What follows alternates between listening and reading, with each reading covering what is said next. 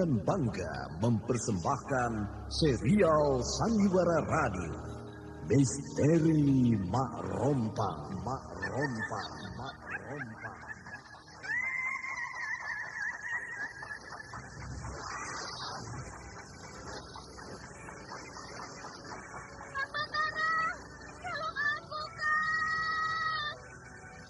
Cepat kemari, Wulan.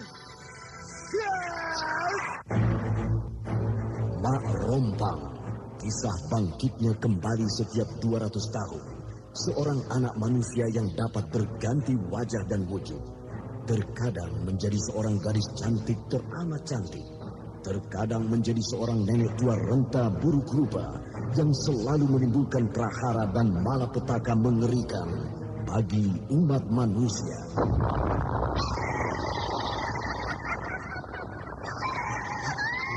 Bahaya, kita dalam bahaya. Sini, cepat tinggalkan tempat ini. Tunggu Kak Wira, aku mau menuju warung dulu. Jangan pikirkan warungmu, pikirkan nyawamu. Menjauh, Tuk-Tunggal bilang menjauh. Takut itu berapa panas. Tuk-Tunggal ada di mana, Wira? Tuk-Tunggal berada di dalam kampus.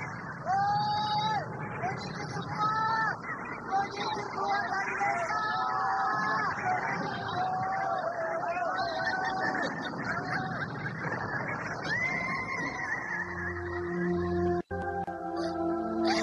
Kang Batara bicara sungguh-sungguh. Iya, karena saya mencintaimu, Wulandari. Mak Rompang diselingi pula tawaria penuh canda serta kisah cinta kasih yang penuh dengan liku-liku kehidupan dari dua insan manusia.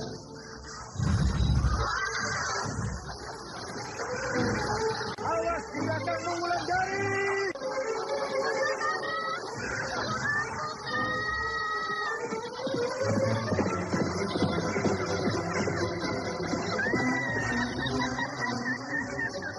Celaka, Wulandari dibawa lari Mak Rompang. Didukung artis-artis terkenal Ferry Fadli, Yvonne Rose, Anna Sambayon, dan sederet bintang-bintang terkenal lainnya. Ikutilah episode kedua, Janji di Bukit Perinduan. Bukit Perinduan? Apakah nenek bertemu dengan seorang gadis dalam perjalanan tadi? Gadis yang panjang rambutnya. Ya, Nek. Kalau begitu, pasti dia kekasihmu. Dia itu... Susulah dia sebelum kau kehilangan jejak. Ya, Nek. Terima kasih. Kenapa dia bilang Bukit Perinduan? Nek. Kemana perempuan tua itu? Naskah buah karya Asmadi Jafar. Seri yang ketujuh ini didukung oleh para pelakon Lili Nur Indasari sebagai Gandini, Ana Sambayon sebagai Mak Rompang, Idris Apandi sebagai Kirekso, Herman sebagai Tembong, dibantu oleh Novi Mandaki, Elias dan Mogan. Pembawa cerita Neni Sumardi, teknik dan montase Agus Budianto dengan sutradara Denny Denhas. Pada kisah yang lalu diceritakan, Kandini sudah begitu akrab dengan Mak Rompang, walau gadis itu tidak pernah melihat wujud Mak Rompang yang sebenarnya.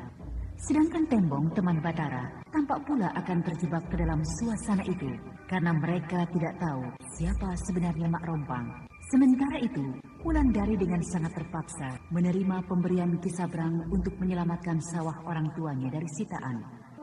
Apakah nenek bisa melihatkan wujud pada saya? Itu yang belum aku bisa, Gandini. Tapi aku ingin berwujud. Hanya waktunya yang belum sampai. Kira-kira 20 tahun lagi. 20 tahun lagi? Jadi belum bisa menampakkan wujud nenek sekarang pada saya? Belum, Gandini. Apakah nenek sedang menjalani suatu sumpah sehingga harus menunggu 20 tahun lagi? Tidak juga. Tapi nanti kamu akan tahu sendiri. Sebenarnya saya hampir tertipu 2 hari yang lalu. Siapa yang menipumu? Seorang nenek berdiri di muka rumah ini. Lama dia memperhatikan rumah ini. Nah, saya kira nenek itu adalah... Bukan. Itu bukan aku. Siapa namanya? Saya tidak tahu, Nek. Aku ingin melihat siapa dia. Mau kamu menolongku? Mau?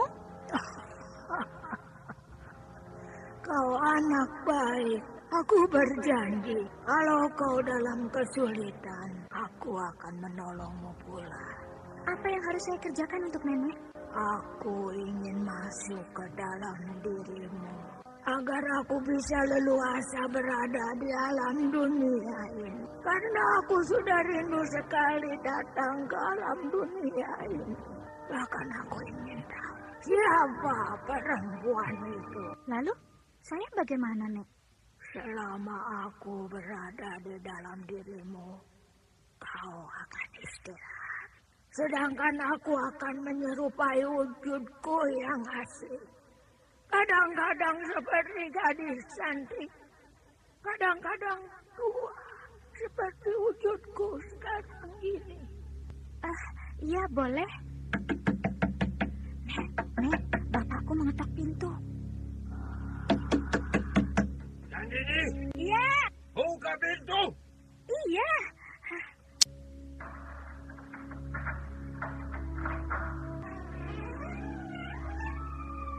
Bicara dengan siapa kamu?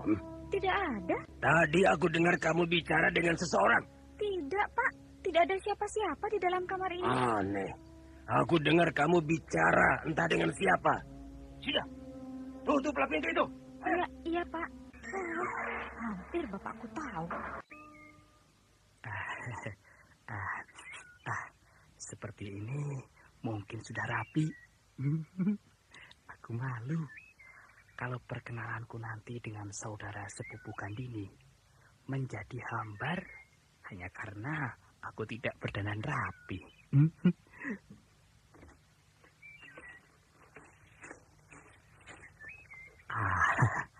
Sebentar lagi aku sampai di rumah Gandini.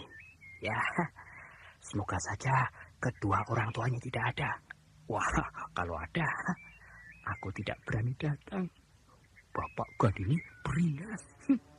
Walau dia tetua desa ini. Dengan langkah yang mantap, Tembong berjalan menuju ke rumah Gandini. Sebentar-sebentar dia membetulkan bajunya, takut kalau tidak terletak pada tempatnya.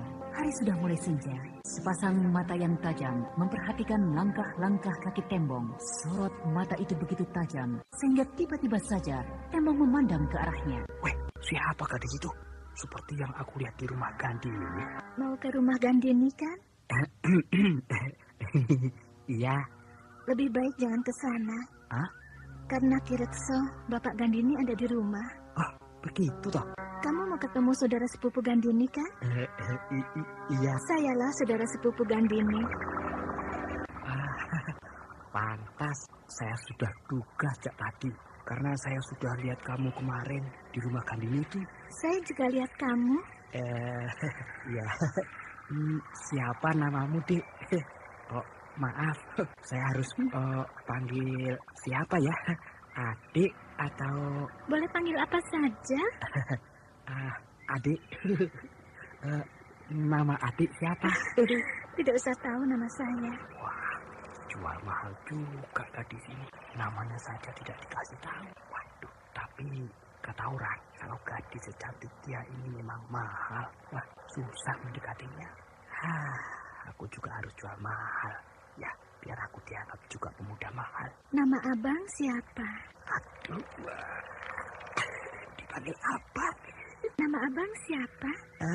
Sudah, panggil abang pun cukup. Jadi panggil abang saja? Ya, cukup. Karena nama saya panjang. Susah menyebutnya. Ya, maklum. Orang tua saya masih ada keturunan dari kerajaan Damasraya. Jadi cukup dipanggil Bang Tembong saja? Pasti kamu tahu nama saya dari Gandini ya. Iya. Panggil Bang Tembong saja. Nama panjangnya siapa? Tidak usah tahu. Cukup Tembong saja. Itu pun sudah cukup gagah kedengarannya. Bang Tembong. Orang-orang ramai di rumah Gandini. Iya, ada apa ya? Mungkin ada sesuatu yang tidak beres. Mau kemana kamu, Dik? Mau pulang? Kemana? Ke rumah Gandini? Bukan, ke rumah saya. Berani sendirian? Hari sudah mulai malam, rasanya saya tidak berani. Bagaimana kalau saya antar? Abang antar? Bang Tembong antar? Rumah saya jauh, Bang. Tidak apa-apa. Bang Tembong biasa jalan jauh kok. Gila.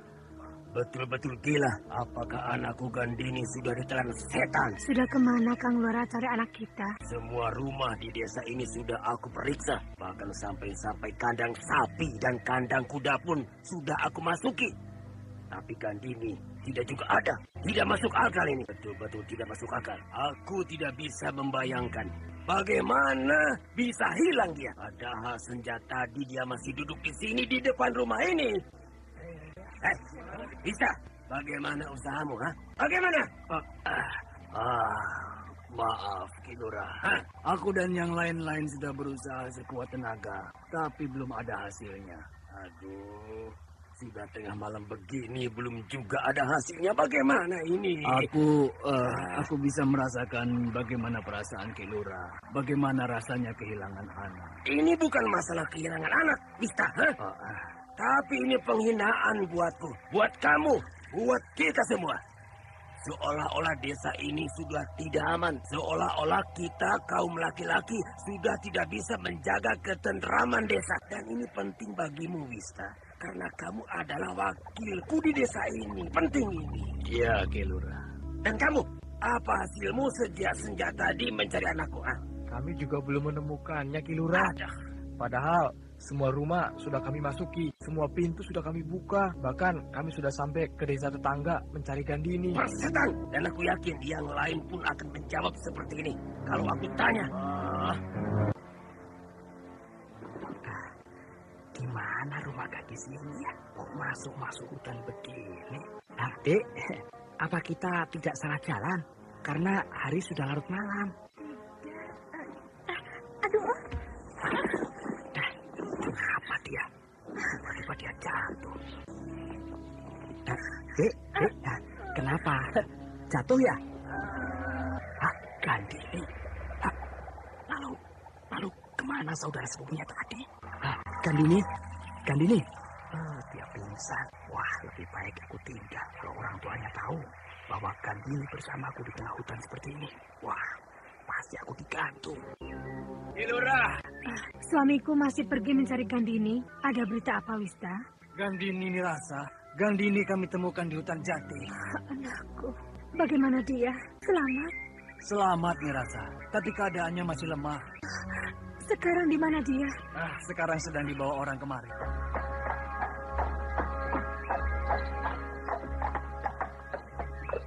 Bagaimana, Wista? Apa yang kau temui? Gandini, Kang Reso. Ditemukan Wista di hutan jati. Dan anakku selamat? Selamat. Syukurlah. Gandini, siapa yang membawamu ke hutan jati? Tidak ada, Bu. Tidak kemana-mana.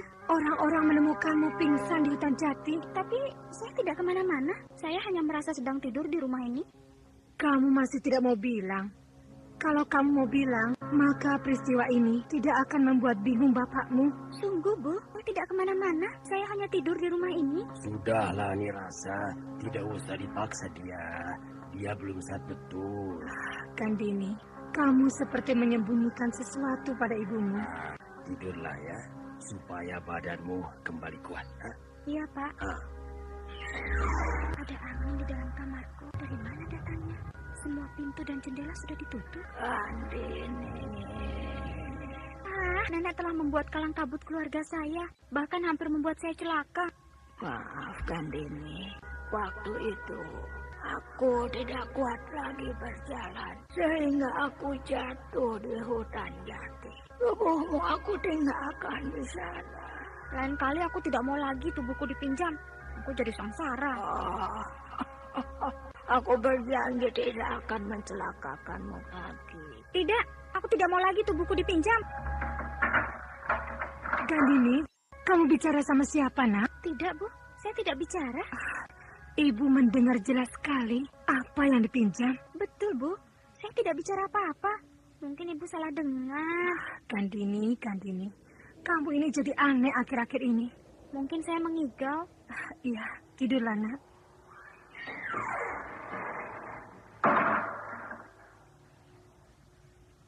Gandini, jangan menyesal kamu. Gandini terpaksa berbohong pada ibunya demi tidak terbukanya rahasia tentang dirinya.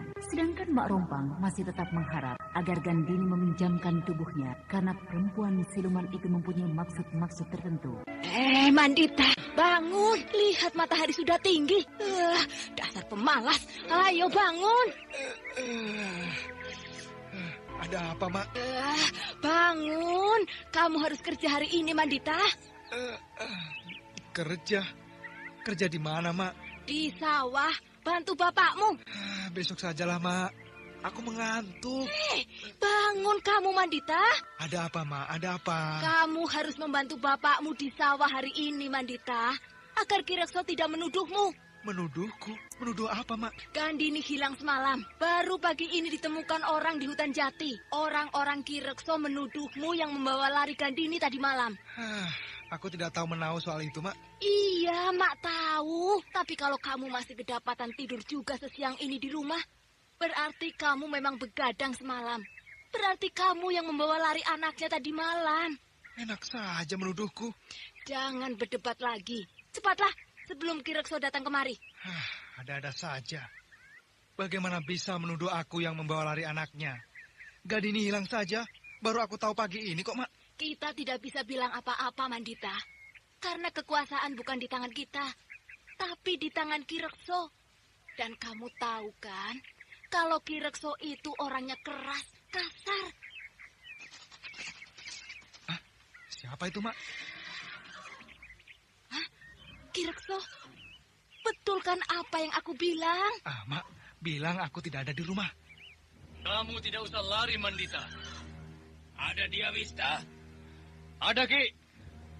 Ayo, Mandita. Kamu ikut aku ke rumah Kilurah. Ada urusan apa saya harus ke rumah Kilurah? Kamu telah berani membawa lari anakku.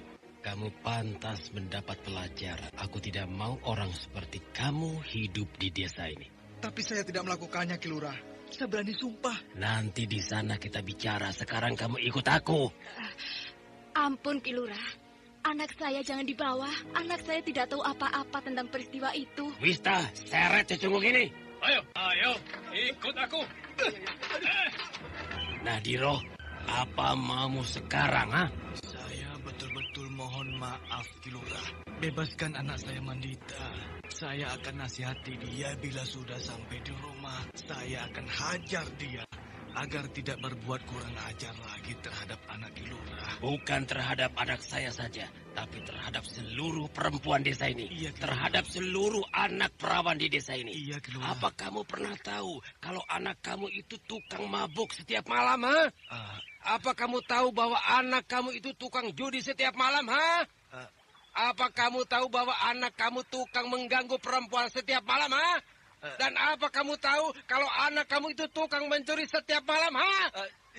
Saya mohon maaf atas kesalahan anak saya itu, Kilurah. Sekali lagi saya mohon maaf, Kilurah. Maaf, bisa saja maaf. Saya bisa memberi 1000 maaf setiap hari pada orang seperti dia. Tapi sampai saat ini, dia tidak mau mengakui kesalahannya. Dia tidak mau memberitahu siapa-siapa saja temannya yang ikut dalam peristiwa itu, ha? Apa yang harus aku lakukan? Apakah pantas aku memberi maaf orang seperti ini, ha? Apakah pantas aku melepaskan orang seperti ini? Hayo jawab. Kenapa kamu diam saja, ha? Ya, Kilurah, iya. Memang tidak pantas dimaafkan, Ki. Tapi saya belum yakin kalau anak saya berbuat seperti ini, Ki. Gandini, kemari kamu. Bapak memanggil saya? Terangkan pada Bapak Mandita ini. Apa yang sudah kamu alami? Ayo, terangkan.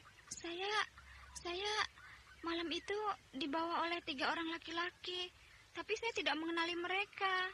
Apa yang akan mereka lakukan terhadapmu? Mereka akan menodai saya.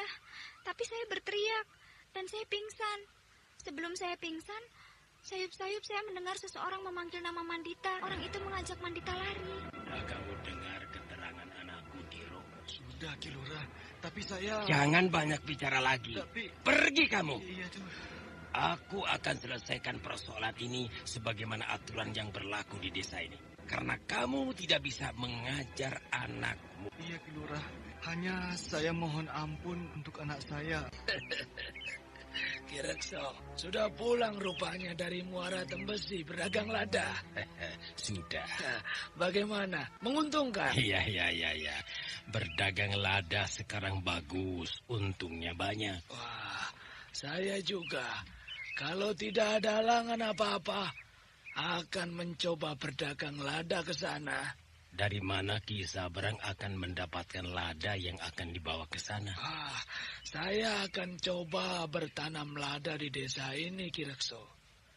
Jadi orang-orang yang malas membayar hutangnya pada saya, akan saya suruh bertanam lada. Lalu hasilnya itu yang akan saya bawa ke Muara Tembesi. Nah, saya mohon izin dan mohon restu Ki Rekso sebagai tetua desa ini, karena saya akan bertanam lada di sini. Begitu ya. Lalu... Dan tentu Ki Rekso akan dapat juga dari saya sebagai tanda terima kasih. Atau sebagai upeti lah. Berapa bagian saya? Saya akan beri 1/10 dari hasil panen nanti. Wah. Itu terlampau sedikit Ki Sabrang. Saya minta disamakan dengan setoran Ki Sabrang terhadap pungutan hutang penduduk desa ini. Waduh, Ki Rekso. Rasanya saya agak keberatan. Karena saya belum tentu akan untung berdagang lada ini. Kalau soal Anda sekarang masih mendengarkan Sandiwara Radio di channel Memori 80. Tapi pasti kita akan bicara berapa untung kita. Karena aku sudah kembali dari sana, sudah mengalami. Baiklah Ki Rekso. Saya akan beri 1/4 dari hasil panen saya nanti. Sama seperti yang saya lakukan selama ini atas penarikan bunga utang orang-orang desa ini. Ki Sabrang benar-benar seorang sahabat. Tahu kemauan saya. Jadi saya juga mohon bantuan Ki Rekso selama saya bertanam lada di sini. Beres, semua beres. Kalau ada penduduk yang tidak mau ikut perintah Ki Sabrang, lapor pada saya. Saya akan hukum mereka. Itu contohnya. Tadi pagi baru saja saya menangkap seorang pemuda bernama Mandita, anak Diro, karena menculik anak saya. Iya, saya sudah mendengar ceritanya. Nah, saya tidak akan melepaskan pemuda itu sebelum orang tuanya memberikan jaminan terhadap saya. Karena saya harus menegakkan peraturan di desa ini. Kalau tidak, orang-orang akan berbuat semaunya di desa ini. Iya, Ki. Nah, Ki Rekso, ini setoran bulanan saya pada Ki Rekso. Karena saya baru selesai menariknya kemarin sore. Iya, terima kasih. Mana suamimu, Suni? Sedang ke Muara Tembesi, Ki Sabrang. Muara Tembesi? Apa yang dilakukannya di sana? Pergi mengadu untung, Ki Sabrang. Jadi kuli angkut, mengumpulkan uang. Untuk apa? Untuk melunasi hutang kalian padaku? Bukan, Ki Sabrang. Tapi untuk penebus Mandita. Nah, ini kesempatanku untuk menekan keluarga ini. Aku akan untung besar. Suamimu seharusnya tidak usah pergi jauh-jauh. Tinggal bilang padaku, maka akan aku tolong menebus anakmu itu. Bagaimana? Mau kamu? Mau, Ki. Nah, besok anakmu akan aku tebus pada Ki Rekso. Hanya aku minta supaya separuh dari sawahmu ditanami lada selama 1 tahun. Sedang yang separuh lagi, silakan kamu tanami seperti biasa. Dan ingat, panen lada itu aku yang punya. Itu sebagai pengganti uang tebusan anakmu. Mau kamu? Mau, Ki. Terima kasih, Ki Sabrang. Ki Sabrang selalu menolong kami. Sekali lagi, terima kasih. Iya. Mana Wulandari? Sedang ke sawah, Ki Sabrang. Waduh, buat apa gadis secantik itu disuruh juga ke sawah? Tangannya akan menjadi kasar. Kulitnya akan rusak kena sinar matahari. Iya, Ki. Besok suruh dia di rumah ya. Aku ingin ketemu dia. Aku ingin lihat dia memakai baju pemberianku. Aku ingin lihat dia memakai perhiasan pemberianku. Iya, Ki. Besok dia aku suruh di rumah saja. Temuilah sebentar, Wulan. Sudah sejak tadi Ki Sabrang menunggumu. Wulan takut, Mak. Kenapa harus takut? Dia kan tidak akan menelanmu. Mak sajalah. Wulan, emak sudah janji pada Ki Sabrang bahwa pagi ini kamu akan menemui Ki Sabrang. Aduh. Kenapa semudah itu berjanji pada dia? Karena Ki Sabrang akan menolong kita menebus kakakmu. Mak, kita akan terjerat hutang. Hutang kita akan bertambah besar. Sudah. Bukan sekarang saatnya kita berdebat. Cepat temui dia. Mak. Tunggu dulu. Pakai ini. Perhiasan yang diberi Ki Sabrang. Tidak usah. Lihat, Wulan. Lihat emak pakai. Bagus kan? Nah, apalagi kamu yang pakai. Emak sajalah yang pakai. Wulan, tunggu. Anak itu tidak mau menurut kataku. Dia keluar begitu saja menemui Ki Sabrang.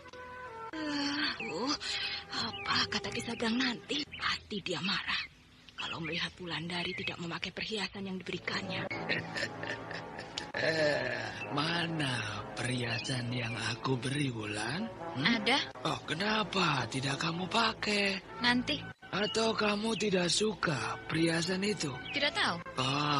Aku tahu bahwa kamu tidak suka perhiasan itu. Tidak apa-apa, akan aku belikan yang lain, yang lebih mahal. Jangan, Ki. Sudah cukup yang itu. Tidak apa-apa. Aku akan sanggup membelikan lebih banyak lagi, asal kamu suka. Bahkan aku akan membuatkan kamu rumah yang bagus untukmu. Mau kan? Jangan, Ki. Saya tidak mau keluarga saya akan terjerat hutang lebih banyak lagi. Oh, tidak. Aku tidak akan meminta apa-apa sebagai imbalannya. Itu hanya sebagai tanda bahwa aku suka sama kamu. Dan mulai besok, kamu tidak usah ke sawah. Nanti kulitmu jadi rusak. Tanganmu akan... Loh, kenapa kamu menangis, Wulan? Cukup. Saya tidak mau apa-apa lagi. Anda sekarang masih mendengarkan Sandiwara Radio di channel Memori 80. Masih liar kamu rupanya, Wulandari. Aku bertambah penasaran padamu. Maaf, Ki Sabrang. Wulandari memang suka begitu. Sekali lagi saya mohon maaf atas sikap anak saya tadi. Tidak apa-apa. Aku mau ke rumah Ki Lurah dulu. Mau menebus anakmu, Mandita. Terima kasih, Ki. Terima kasih. Bikin malu. Betul-betul bikin malu. Apa yang akan kamu lakukan, Wulan?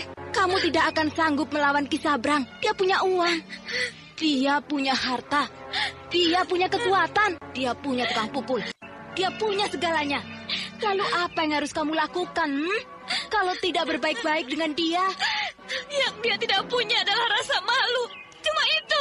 Ki Sabrang menjadi penasaran dengan sikap Wulandari. Namun laki-laki mata keranjang itu sudah merasa lebih tenang. Dia yakin akan bisa mendapatkan Wulandari.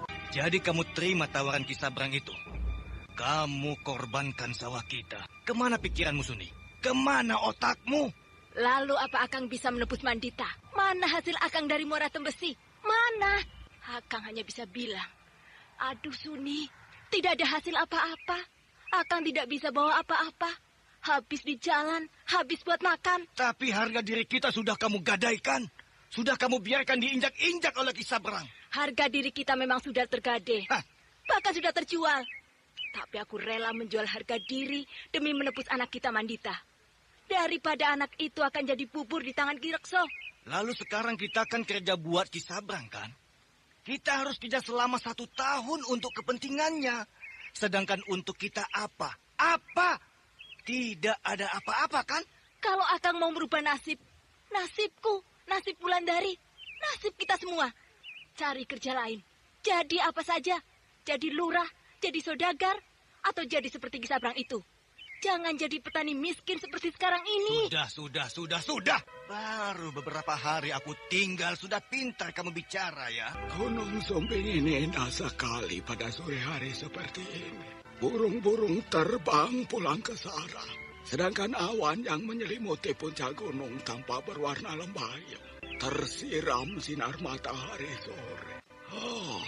Disinilah aku bertemu terakhir kalinya dengan Nyi Sepi 50 tahun yang lalu.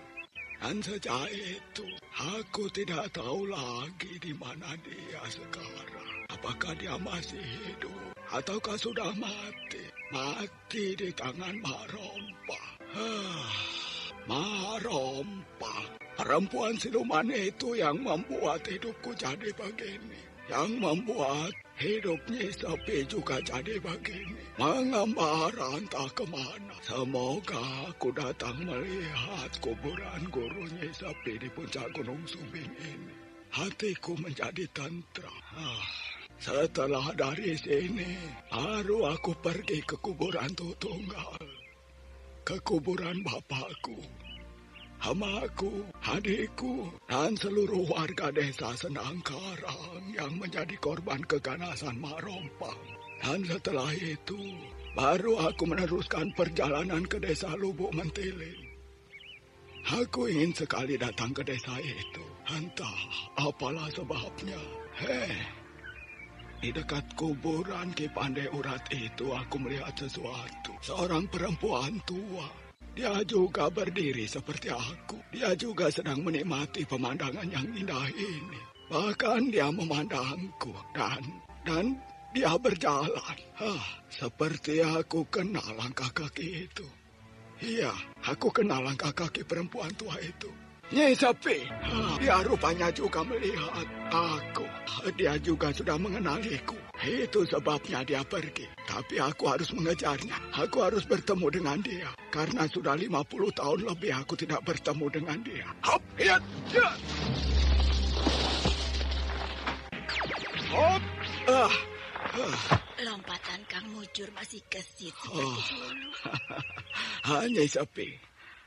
Kenapa menghalangi jalanku, Kang Mujur? Karena kita sudah lama tidak bertemu, Nyi. Iya, sudah lama. Sudah lebih 50 tahun. Aku tidak menyangka kalau kita akan bertemu di sini. Apa kabarmu? Baik. Terakhir sekali kita bertemu di puncak gunung ini 50 tahun yang lalu. Iya. Ketika aku kembali lagi ke Gunung Sumbing ini 5 tahun kemudian, aku tidak menjumpaimu lagi. Iya, aku sudah pergi dari sini. Aku tidak tahan tinggal di sini. Serasa kakekku Ki Pandai Urat masih saja berada di sekitar tempat ini. Apakah kau sering datang ke Gunung Sumbing ini untuk melihat kuburan Ki Pandai Urat? Ya, ada. Ya, sering sekali. Dan Kang Mujur, apakah juga sering datang ke kuburan Tuk Tunggal di desa Senangkarang? Ya, sering. Sayang, desa itu sudah tidak ada. Ya, desa itu sudah tidak ada. Rupanya kau juga tahu bahwa desa itu sudah tidak ada, Nyi Sepi. Aku pernah ke sana beberapa kali untuk melihat kuburan Tuk Tunggal, kuburan Pusina, pemilik warung kopi yang terletak di ujung desa. Apakah kau sudah punya cucu, Nyi Sepi? Tidak punya, karena aku tidak pernah kawin. Kang Mujur, sudah berapa cucu Kang Mujur sekarang? Sama sepertimu. Aku tidak pernah kawin. Sayang, kita bertemu setelah tua seperti ini. Itu masa lalu kita yang tidak mungkin akan kembali lagi, Kang. Iya, tidak mungkin akan kembali lagi. Hanya, ya. Mau kau memaafkan aku? Karena aku sudah banyak menyakiti hatimu dulu. Kang Mujur tidak pernah bersalah. Tidak pernah menyakiti hatiku. Yang salah itu adalah keadaan. Kenapa tiba-tiba keadaan seperti itu? Hingga kita saling tidak tahu kalau kita saling mencintai. Iya, kita saling salah paham. Walau masa telah berubah, walau waktu telah jauh berputar. Sayang, cinta kita tidak bisa diwujudkan seperti yang kita inginkan. Aku juga sampai sekarang masih mencintai Kang Mujur. Itu sebabnya aku sering datang kemari melihat tempat pertama kita bertemu dulu. Melihat tempat pertama-tama aku berdiri ketika Kang Mujur memasuki daerah jebakan kami. Sayang memang cinta kita tidak pernah berlanjut karena sikap kita. Karena terbawa oleh perasaan kita yang tidak pernah memikirkan akibatnya pada diri kita. Sehingga 50 tahun baru kita bertemu lagi di sini. Di tempat pertama-tama kita bertemu dulu. Setelah dari sini, Kang Mujur mau kemana? Ke desa Sendangkarang, lalu ke desa Lubuk Mentiling. Jadi Kang Mujur sudah tahu. Apa maksudmu, Nyi? Mak Rompang di Lubuk Mentilin. Mak Rompang pernah mampir ke sana, Kak. Bahkan dia sudah mendekati seorang gadis dan seorang laki-laki tua. Dia tampaknya akan membuat huru-hara di desa itu. Lalu siapa nama gadis dan laki-laki tua itu? Gandini, anak tetua desa itu, dan Kisabrang, lintah darat yang juga doyan daun muda. Bahkan gadis yang bernama Gandini itu sudah mendapat kembang kemboja dari Mak Rompang. Walau kembang kemboja itu sudah layu. Mak Rompang belum waktunya datang dan membuat huru-hara. Tapi mungkin dia akan mempercepat kedatangannya melalui kedua orang itu. Kita harus bersiap-siap, Nyi Sepi. Aku sudah mempersiapkan diri selama 50 tahun untuk membalas dendam pada iblis itu, Kang Mujur. Persiapan yang cukup matang. Karena aku tidak mau gagal seperti Ki Pandai Urat atau Tuk Tunggal. Iya, kita tidak boleh gagal seperti para pendahulu kita. Sayang, ketika Mak Rompang itu mampir di sebuah rumah makan, aku tidak bertemu dengannya. Kalau tidak, aku akan langsung membuat perhitungan dengan perempuan laknat itu. Mau kemana kau, Nyai Sepi? Melihat kuburan Ki Pandai Urat. Sekaligus mohon restu untuk menghadapi Mak Rompang. Aku temani. Kemana anak itu, Suni? Siapa, Kang? Mandita. Pergi ke rumah kawannya sebentar. Apalagi yang dia cari di rumah kawannya tengah malam begini? Ya, mana aku tahu urusan anak muda. Bukan itu yang aku khawatirkan. Tapi apakah dia sudah lupa kejadian beberapa hari yang lalu? Orang yang berbuat, dia yang ditangkap oleh kelurah. Itu kan nasib, Kang. Seperti peristiwa itu kecil bagimu, Suni. Sehingga jawabanmu sepele saja. Apa kamu pikir kalau terjadi lagi, aku mau menyerah begitu saja pada Kisabrang agar dia menembus lagi anak kita? Ini saja sudah setengah mati aku. Menanam lada seharian, tapi panennya bukan untuk kita. Jadi aku harus bagaimana, Kang? Apa aku harus mengeluh terus? Larang dia keluar rumah tengah malam begini. Jangan semuanya harus aku. Kamu seperti mau enaknya saja hidup ini, Suni. Tidak pernah mau tahu kesusahan suami. Ngomel terus, tidak ada habis-habisnya. Mau kemana kau? Mau tidur. Hei, Mandita. Sudah bebas kamu? Sudah. Bagaimana kamu bisa bebas? Dia ditebus oleh Kisabrang, Parma. Oh, begitu? Iya. Dan katanya Ki Lurah juga mencari kami-kami ini ya? Iya, Yang bilang siapa? Atas dasar pengakuanmu di depan Ki Lurah. Aku tidak pernah bilang apa-apa pada Ki Lurah tentang kalian. Karena memang bukan kita yang menculik Gandini. Tapi tadi pagi ya, orang suruhan Ki Lurah datang ke rumah mencariku. Lalu? Aku lari. sampai sekarang ya, aku belum berani pulang. Nah, seharusnya kamu menghadap saja pada Ki Lurah, lalu bilang bahwa kita tidak pernah tersangkut masalah Gandini. Itu juga sama dengan menyerahkan nyawa kepada Ki Lurah. Kenapa? Kita kan betul. Jadi kita membersihkan diri di hadapan Ki Lurah. Wah, kamu rupanya belum tahu betul adat Ki Lurah. Dia itu ya bisa membunuh kita hanya karena soal kecil. Oh, apalagi anaknya diculik. Ki Lurah itu harus diganti. Banyak orang yang sudah tidak suka. Menggantinya susah, Mandita. Dia itu punya tukang pukul tidak kepalang tanggung. Tidak ada yang berani berhadapan dengan tukang-tukang pukulnya. Ayo. Kita teruskan permainan kita. Kalau membicarakan Ki Lurah, tidak akan habis sampai besok pagi. Ayo, teruskan ayo. Kau mau ikut main dadu, Mandita? Aku tidak punya taruhan. Kalau tidak punya, Mandita, Wulandari juga boleh sebagai taruhannya. Jaga mulutmu, Parma. Wulandari sudah ada yang punya, Parma. Siapa yang berani merebut Wulandari dari tanganku? Tanya saja pada kakaknya. Mandita, siapa yang mengambil Wulandari? Kau mau cari ribut ya? Ya, gampang marah rupanya kawan kita ini sekarang. Sudah. Kita main, ayo main, ayo kita. Hei, kalian bermain dadu taruhannya kembang. Bukan. Itu. Apa di tikar itu? Iya ya. Tadi kembang ini belum ada. Kembang apa ini? Oh, kalau tidak salah, ini kembang Kemboja. Ya, cuma kembang ini sudah layu. Kalau yang ini masih segar. Kalian lihat, ada bayangan di luar sana. Mana, Mandita? Itu, di dekat pohon kenari itu. Nah, dia menuju kemari. Ya apa ya? Mungkin orang-orang Ki Lurah. Mau apa mereka? Apakah mau menangkap aku? Bukan orang-orang Ki Lurah. Aku tahu persis siapa-siapa mereka. Orang tua, tapi belum jelas siapa dia. Perempuan tua. Iya, perempuan tua. Aku kira siapa? Rupanya nenek kemalaman. Ayo, kita main lagi yuk. Tunggu dulu. Ada apa lagi? Itu, nenek itu hilang. Mandita dan teman-temannya berhenti bermain dadu karena mereka mengalami peristiwa aneh. Namun mereka belum tahu apa arti kembang Kemboja yang mereka pegang itu. Hei, apa yang kalian tanam? Kang Senang, itu Ki Sabrang berteriak-teriak ke arah kita. Biar saja, Patmi.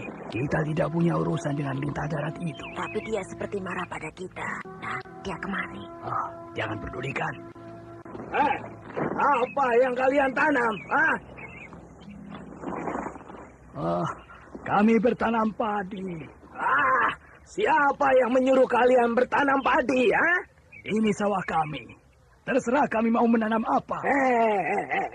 Apa kalian tidak tahu kalau seluruh penduduk desa ini diwajibkan separuh dari sawah ladang mereka untuk ditanami lada?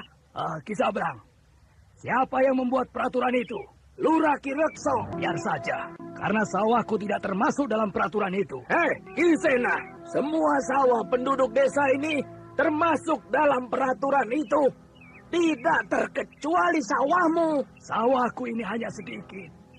Kalau separuhnya ditanami lada, bagaimana aku harus mendapatkan beras untuk aku makan sehari-hari dengan istriku? Itu bukan urusanku. Anda sekarang masih mendengarkan Sandiwara Radio di channel Memori 80. Kerugian kalian pada Ki Rekso. Jadi kalau kalian merasa rugi, tuntut pada Ki Rekso. Apa hak Ki Rekso menggadaikan sawahku padamu? Aku tidak tahu. Yang aku mau, besok separuh dari sawah kalian ini harus ditanami lada. Kurang ajar lintah darat itu. Enak saja dia jual nama Ki Rekso di hadapan kita. Lebih baik kita tanyakan saja pada Ki Lurah persoalan ini, Kang. Tidak usah. Ini sawah kita. Hak milik kita. Tidak ada orang lain yang berhak mengaturnya. walau Ki Rekso sekalipun. Sena dan Patni, kakek dan nenek Batara, dengan tenang mengerjakan kembali sawah mereka. Kedua orang tua itu membersihkan rumput yang tumbuh liar di antara batang-batang padi dengan tenaga tua mereka. Dan ketika hari sudah berangkat sore, mereka kembali ke rumah. Begitulah setiap hari mereka lakukan. Peringatan yang disampaikan oleh Ki Sabrang tidak pernah mereka pikirkan lagi. Suatu pagi, ketika mereka sampai di sawah mereka, kedua orang tua itu sangat terkejut karena sawah mereka sudah bersih. Tidak ada satupun batang padi yang tumbuh lagi. Oh, kurang ajar. Ini pasti pekerjaan Ki Sabrang. Akan aku bunuh dia. Akan aku tebas batang lehernya. Aku kan sudah bilang, Kang. Kita datang saja pada Ki Lurah. Kita tanyakan masalah Ki Sabrang itu pada Ki Lurah. Tapi Kang Sena tidak mau. Nah ini jadinya. Sekarang kita ke rumah Ki Lurah. Ayolah.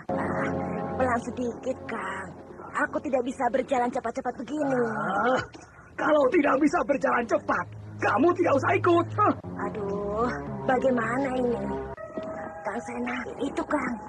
Si Wista, wakil Ki Lurah. Mana? Itu. Hei, Wista! Kemari kamu! Ada apa, Ki Sena? Siapa yang membabat tanaman padiku? Hah? Oh, maaf Ki Sena, aku tidak tahu.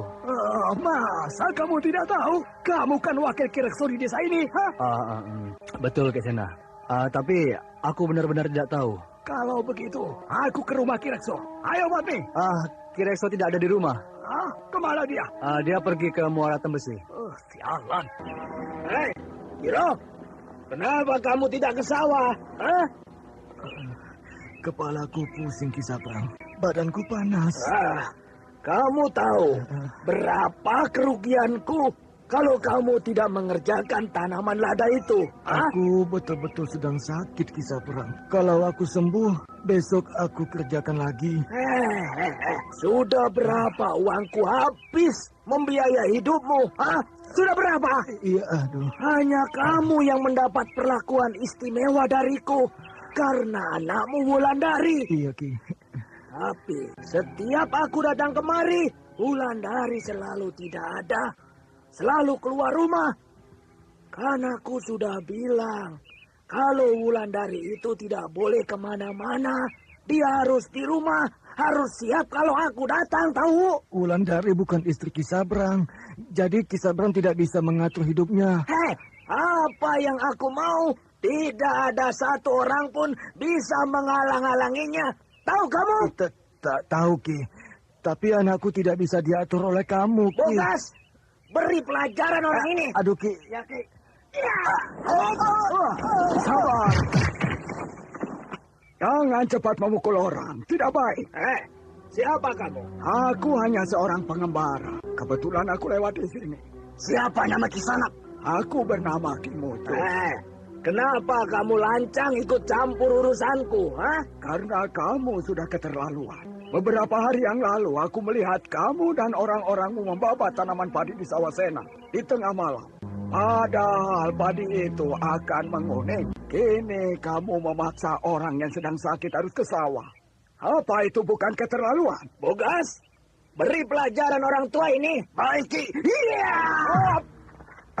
Bagaikan kilat, tukang pukul Ki Sabrang melepaskan sebuah tendangan ke arah dada Ki Mujur. Namun dengan mudah, laki-laki tua itu menepiskannya. Bahkan tanpa disangka oleh siapapun, tubuh Bogas terlempar beberapa tombak ke belakang, sehingga Bogas meringis kesakitan. Pergilah, sebelum kalian tidak bisa melangkah dari rumah ini. Ayo Bogas, ayo kita pergi. Iya, aduh. Terima kasih, Ki. Ya. Terima kasih. Apamu yang sakit? Saya demam, Ki. Minumlah air ini. Semoga kau sembuh. Iya, Ki. Terima kasih. Aneh. Tiba-tiba pusingku hilang dan panas badanku berangsur-angsur hilang. Wah, Ki. Terima kasih, Ki. Kemana orang tua tadi? Hilang dia. Aku sudah bertemu dengan orang aneh. Dia datang menolongku, menyembuhkanku. Lalu dia pergi begitu saja tanpa aku ketahui. Sudah berapa lama kau di sini, Batara? Sudah 5 purnama, Ki Mujur. Sudah 5 purnama, ya. Apa tidak terniat untuk pulang ke desa? Kalau Ki Mujur mengizinkan, maka saya akan pulang sebentar. Saya ingin melihat kakek dan nenek. Pulanglah. Mungkin ada baiknya kau melihat kampung halamanmu. Hanya pesanku, kalau ada hal-hal yang tidak kau sukai, jangan ikut campur. Biarkan saja. Dan kalau terjadi hal-hal yang berbahaya, tinggalkanlah desa itu. Kembalilah kemari. Apakah desa saya dalam bahaya, Ki? Tidak. Itu hanya perasaanku saja. Kapan kau akan berangkat? Besok, pagi-pagi sekali. Berangkatlah sebelum bintang kejora tampak, agar kau siang sampai di bekas desa Senangkara. Kenapa begitu, Ki? Ya, supaya kau tidak melewati daerah itu pada malam hari. Cuma itu. Iya, Ki. Bila aku berjalan terus, maka malam hari aku akan sampai di Lubuk Mentilin. Lebih baik aku istirahat dulu, karena sebentar lagi aku akan melewati Senangkara. Kisana hendak kemana? Hendak ke Lubuk Mentilin. Wah, jalan ke Lubuk Mentilin ke arah sana, bukan kemari. Iya, aku tahu. Tapi aku mau ke desa itu untuk istirahat.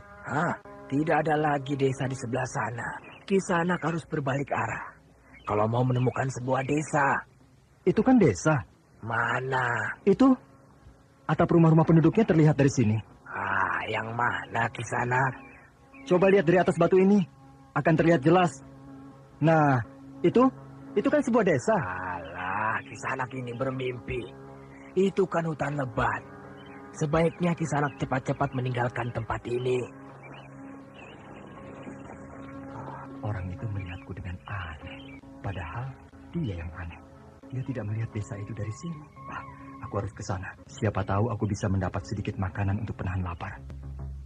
Batara melangkah dengan yakin. Dia menempuh jalan setapak menuju desa yang tampak jelas. Setelah sampai di batas desa, Batara mampir di sebuah warung kopi. Lalu ia duduk memesan makanan. Yang ada tinggal ini, Kisanak. Makanan yang lain sudah habis. Biarlah. Asal aku bisa mengisi perutku. Pemilik warung ini kok sama dengan laki-laki yang aku jumpai tadi? Maaf Kisanak. Kalau tidak salah, kita tadi sudah bertemu di atas bukit itu. Oh, di mana, Kisanak? Tadi, di dekat pohon beringin karet itu. Mungkin Kisanak salah lihat. Karena aku dari pagi di warung ini menunggui daganganku. Tapi... masa aku salah lihat? Memang orang ini yang aku jumpai di atas bukit tadi. Baju pangsinya itu sama juga. Celana hitam dan baju hitam. Sedangkan gelang akar bahar di tangan kanannya yang berukir kepala naga itu juga sama. Sudahlah. Mungkin orang ini tidak mau banyak bicara dengan aku. Rasanya aku kenal dengan gadis itu. Nah, gadis itu melihat kemari. Wulandari. Wulandari! Kenapa dia jalan terus? Kenapa dia tidak kenal denganku? Dan laki-laki di sampingnya itu siapa? Kisanak memanggil siapa? Itu, gadis itu bernama Wulandari bukan? Wah, bukan. Dia bernama Padmi. Sedangkan laki-laki itu Sena, suaminya. Jangan main-main. Padmi itu nenekku dan Sena itu kakekku. Nama Sena dan Padmi kan bukan milik kakek dan nenek Kisanak saja. Banyak orang yang namanya serupa. Iya ya, memang bisa saja terjadi seperti itu. Tapi yang aneh, kakekku Sena beristrikan nenekku yang bernama Padmi. Sedangkan kedua orang suami istri itu, Sena dan Padmi juga. Kenapa bisa sama begitu ya? Di dunia ini banyak yang sama, Kisanak. Jadi, Kisanak tidak usah heran. Tapi kenapa perempuan itu mirip dengan Wulandari? Wulandari itu siapa, Kisanak? Tidak. Dia itu kawan sekampungku. Oh.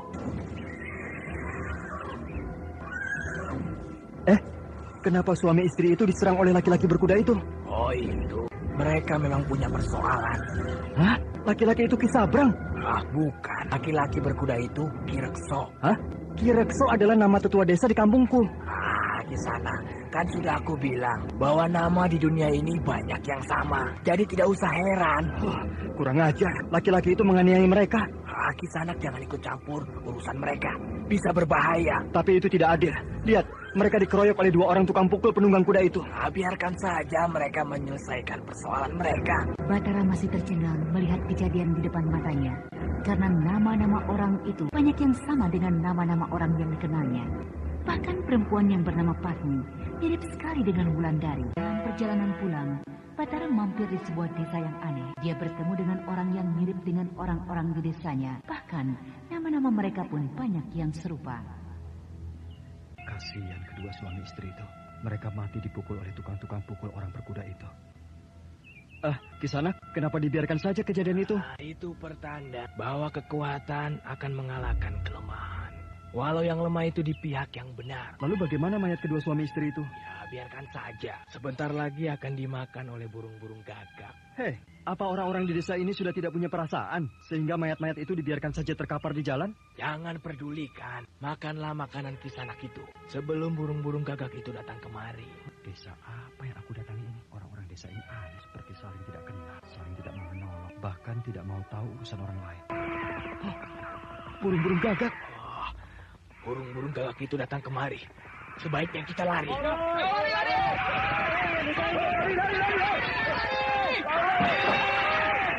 Ayo ke sana. Ayo lari. Sebelum burung-burung itu menyerang kita. Burung-burung ini menyamparku.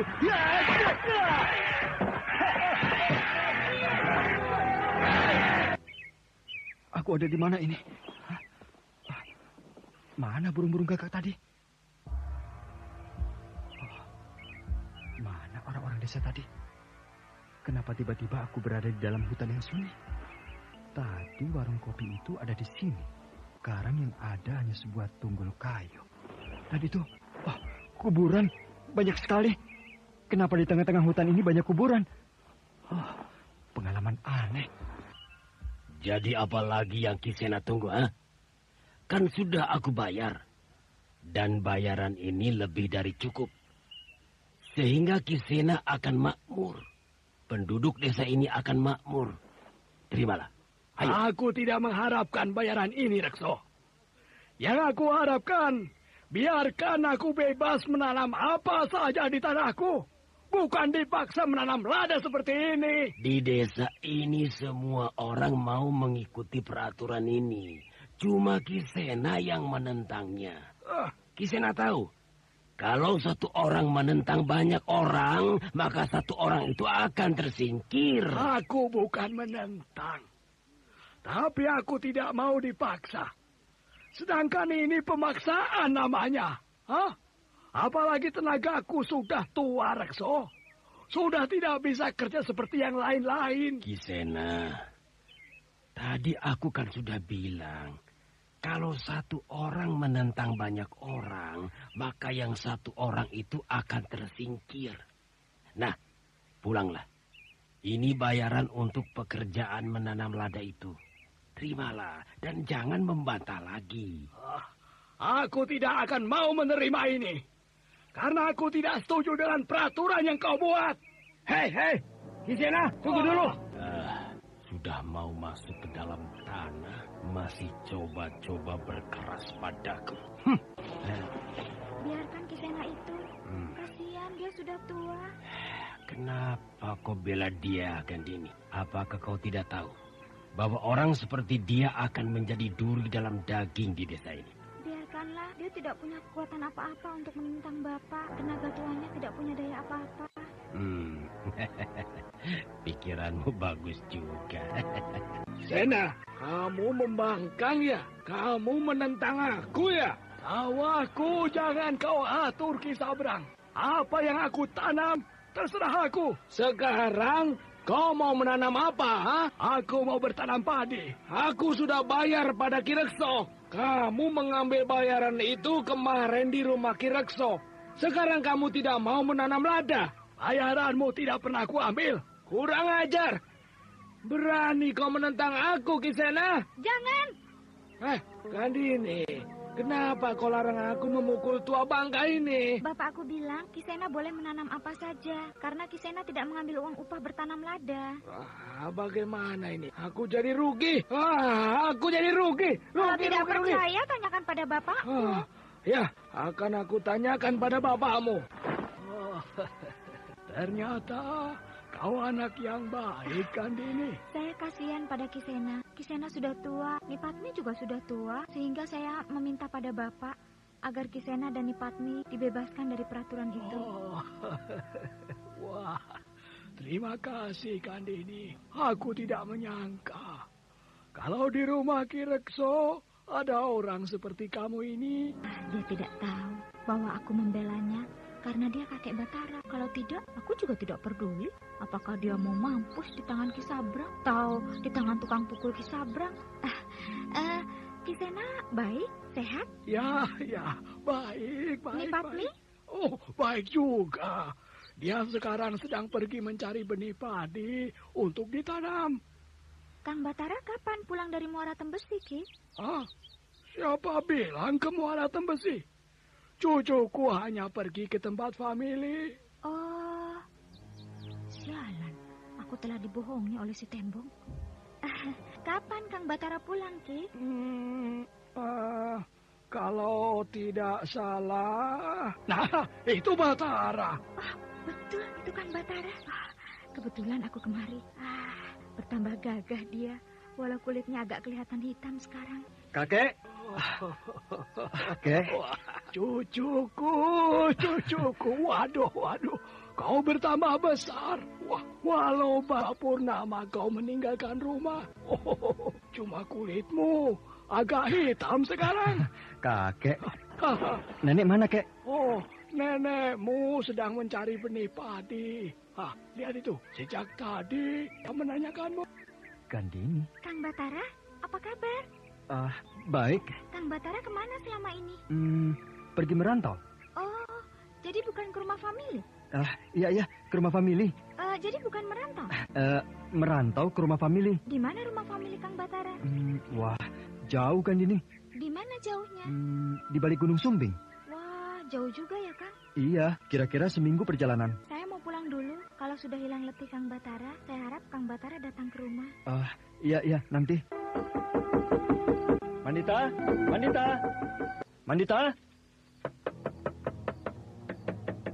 Mungkin sudah tidur. Lebih baik besok aku kembali. Wulandari?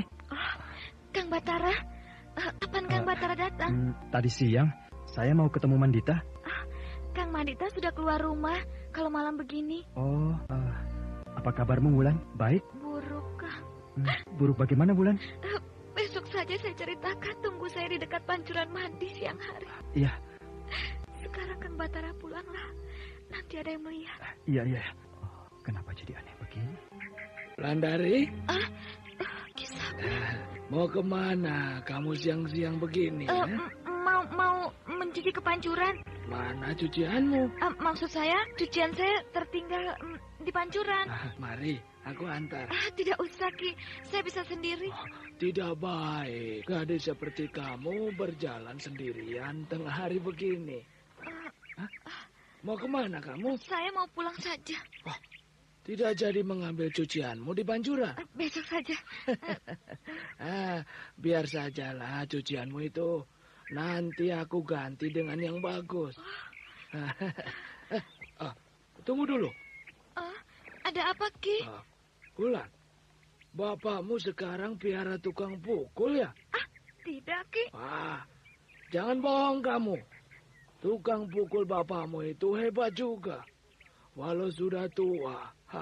Sampai-sampai si Bogas tidak bangun 2 hari terkena pukulannya. Tapi bilang ya sama bapakmu. Kalau sekali lagi dia menyuruh tukang pukulnya menghalangi aku datang ke rumahmu, maka dia akan tahu siapa Ki Sabrang sebenarnya. Ki Sabrang, jangan, Ki. Aduh, jangan pegang tangan saya seperti ini. Wulandari, kamu cantik sekali. Lepaskan, Ki. Lepaskan. Bilang sama papamu ya, jangan coba-coba memasang tukang pukul di rumahmu. Iya. Nah, pulanglah. Besok aku datang ke rumahmu. Sudah lewat tengah hari, tapi Wulandari belum juga muncul. Apakah dia tidak jadi datang? Kenapa aku jadi gelisah begini? Kenapa pikiranku selalu pada Wulandari? Apakah aku mencintainya? Rasanya tidak. Aku kenal Wulandari sejak kecil. Wulandari sudah aku anggap sebagai adikku sendiri. Apalagi kakaknya adalah kawanku. Lama sekali. Matahari sudah mulai condong ke balik bukit itu. Bahkan sebentar lagi hari akan sore. Kenapa dia tidak muncul juga? Lebih baik aku pulang saja. Dia tidak mungkin datang. Kang Batara? Gandini, dari mana kamu? Dari rumah Kang Batara. Tapi Kang Batara tidak ada. Oh, lain yang aku tunggu, lain yang datang. Kang Batara mau kemana? Mau pulang?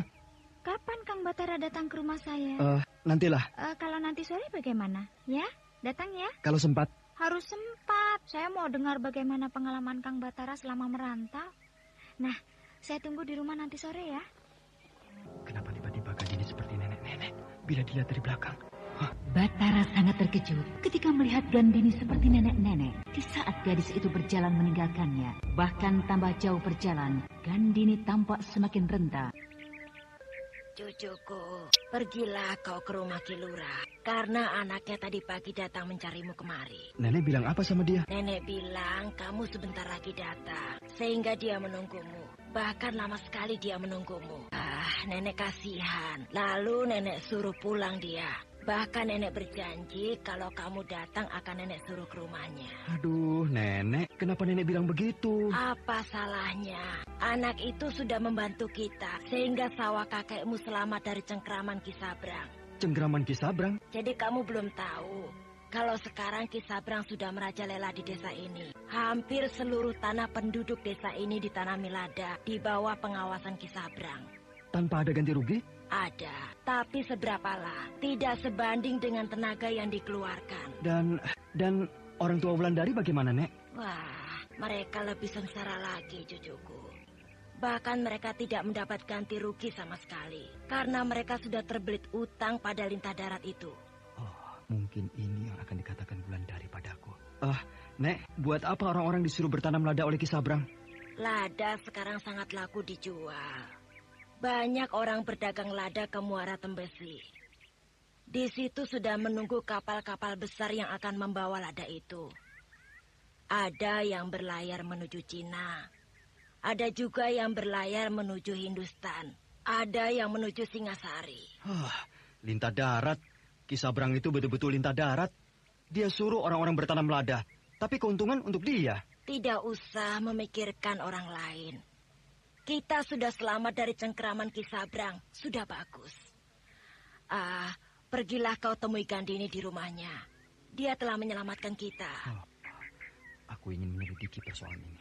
Ayolah, cucuku. Hari sudah siang. Pasti Gandini sedang menunggumu di rumahnya. Iya, Nek. Saya akan ke sana. Kalau kakek kembali dari ladang, bilang pada kakek bahwa rokok kawungnya sudah saya bawakan. Mana? Itu, di tempat biasa. Akhirnya Kang Batara menyempatkan diri juga ya datang kemari. Saya datang kemari karena disuruh datang. Iya, sejak kepulangan Kang Batara 2 hari yang lalu, saya berharap Kang Batara datang ke rumah ini. Tapi baru sekarang Kang Batara datang. Tidak apa-apa, yang penting kita sudah bertemu lagi. Sudah 3 kali kita bertemu. 3 kali? Baru 2 kali. Pertama ketika Kang Batara pulang ke desa. Kedua sekarang ini. Kemarin sore kita juga sudah bertemu kan, dekat Pancuran? Tidak. Kemarin saya tidak kemana-mana, hanya di rumah saja. Lalu yang saya jumpai di dekat Pancuran itu siapa? Betul, saya tidak kemana-mana. Kemarin saya ada di rumah. Gandini kelihatannya tidak bohong. Jadi siapa yang menyerupai Gandini kemarin sore? Sudahlah, tidak usah dipikirkan. Mungkin Kang Batara salah lihat. Iya, mungkin saya salah lihat. Perempuan yang aku lihat kemarin itu persis Gandini. Lalu perlahan-lahan dia berubah menjadi nenek-nenek. Apakah aku sudah bertemu dengan makhluk penunggu Pancuran mandi? Kang Batara, saya mau bertanya, boleh kan? Boleh. Sebenarnya, Kang Batara selama ini pergi ke rumah famili atau pergi berdagang lada? Anda sekarang masih mendengarkan Sandiwara Radio di channel Memori 80. Tembong. Maksud saya, kalau Kang Batara benar-benar mau berdagang lada, saya akan bilang pada Bapak, supaya Kang Batara diberi bekal untuk berdagang.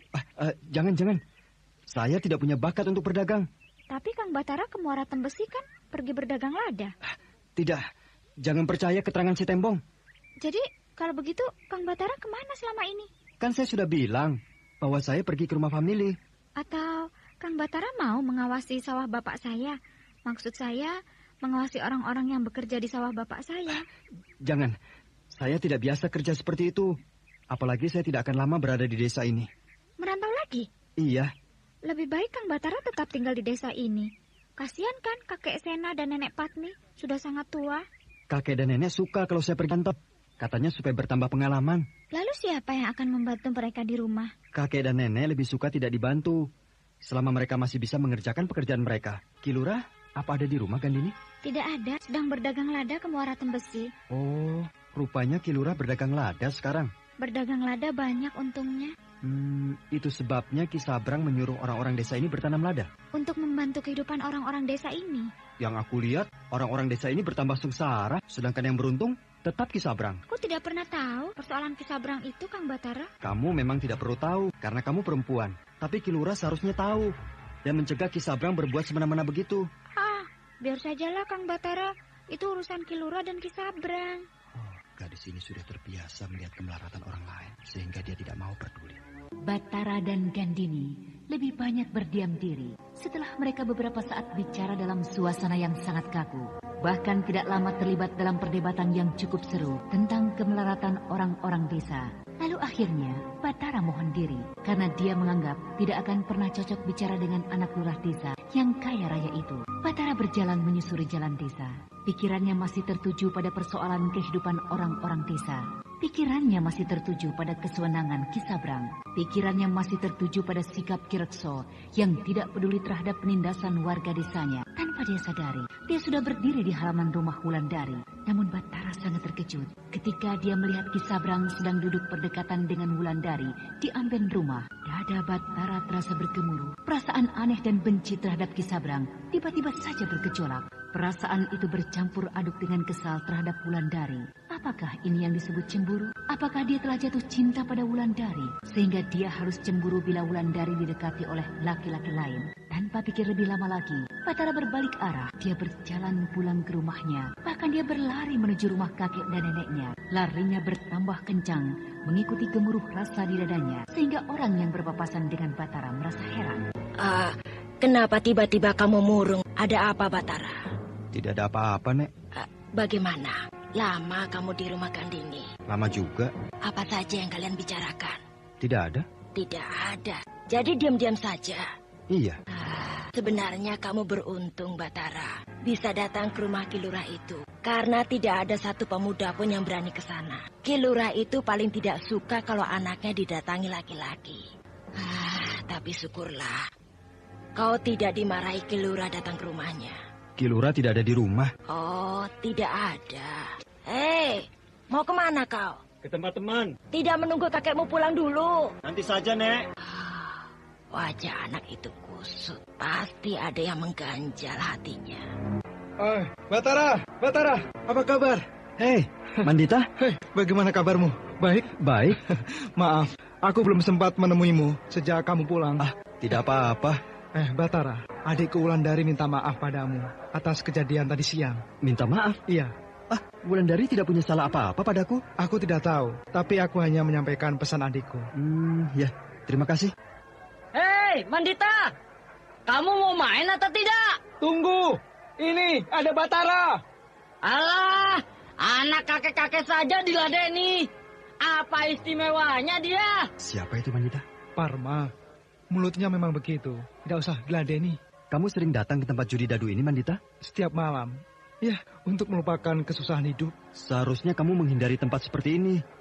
Mandita, kamu mau terus main atau tidak sih? Sebentar lagi. Apa kamu takut kalah? Siapa yang bilang takut kalah? Mandita, kalau kamu tidak punya apa-apa lagi, bilang terus terang. Atau adikmu Wulandari pun boleh buat kamu taruhan di sini, hah? Jaga mulutmu, Parma. Ada yang marah rupanya, hah? Batara, apa urusanmu ikut campur, ha? Aku tidak ada urusan sebenarnya denganmu, Parma. Cuma aku tidak suka kalau kamu membawa-bawa nama adik Mandita dalam taruhan dadu itu. Batara, dalam taruhan judi seperti ini, jangankan nama perempuan, nyawa sendiri pun kalau perlu dipertaruhkan. Hah? Tahu kamu? Itu urusanmu, tapi jangan bawa-bawa nama Wulandari dalam perjudian ini. Oh, mau cari mati kamu di sini ya? Hah? Tidak, aku hanya mengingatkan. Jangan bawa-bawa nama Wulandari. Oh, mau cari mati kamu di sini ya? Hah? Tidak, aku hanya mengingatkan. Jangan bawa-bawa nama Wulandari. Sudah, Batara. Tidak usah diperpanjang. Ayo, Batara. Kamu rupanya mau kenal dengan jagoan judi kebun kelapa ini, ha? Silakan maju, kalau kamu memang jagoan.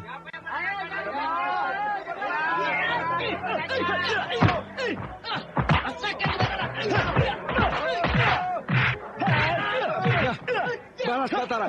Jangan mengelak saja. Ayo, Parma. Ayo, Parma. Ayo, Parma.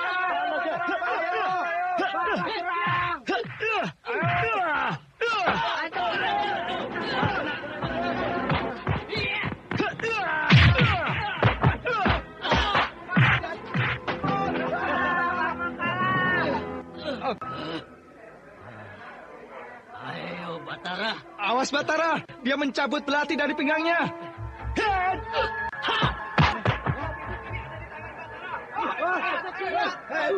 Nih, ambil kembali belatimu. Aku tidak mau membunuhmu. Tapi ingat, jangan sekali-kali kamu menghina Wulandari.